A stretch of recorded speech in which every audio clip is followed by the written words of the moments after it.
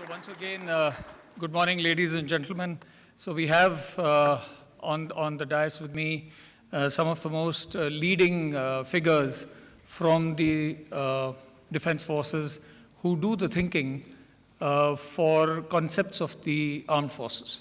So although today much has been said about artificial intelligence being in a way a force multiplier for the defense technologies, in other words, and somebody did use that, he said it's a game changer in achieving victory.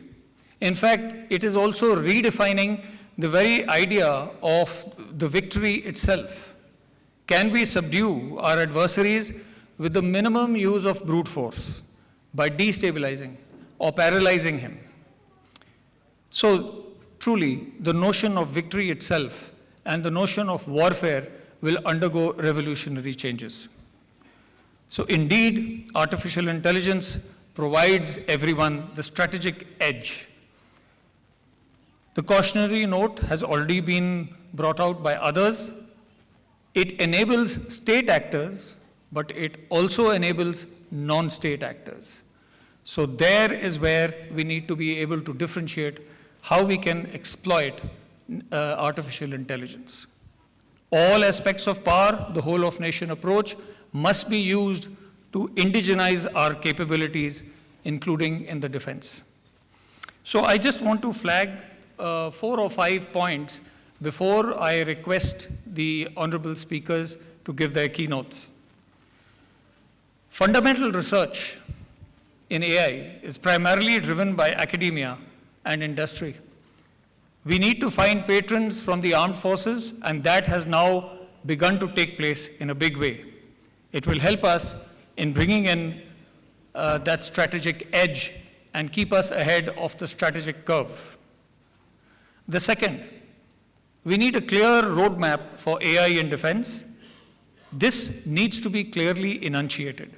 Some effort has already been made some years ago. We had the technology perspective capability roadmap, which brought out AI as a part of our future weapon programs.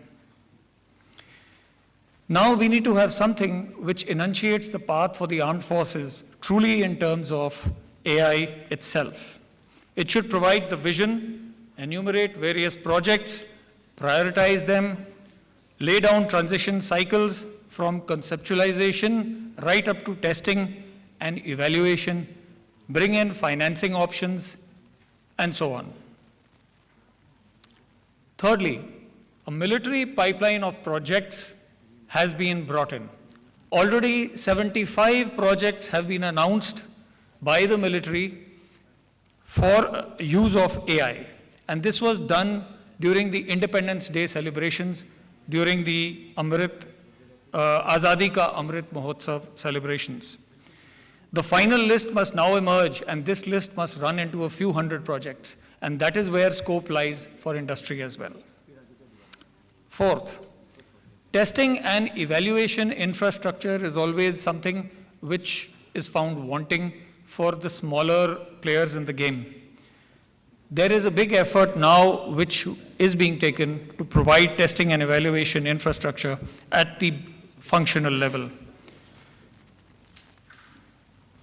And fifthly, conceptualizing operations and wargaming facilities are required.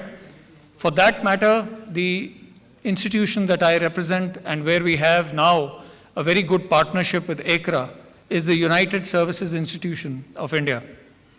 And we look forward to providing the expertise and leading projects in wargaming facilities and conceptualization of operations with AI. Such capability must be now much wider, and more players must come into it. The specific requirements of each service need to be taken. The paramilitary forces have their own, the police and the law enforcing agencies have their own requirements. So with these basic ideas on the way forward, we need to look at how to indigenize all the efforts that we are putting in for AI applications in defense industry.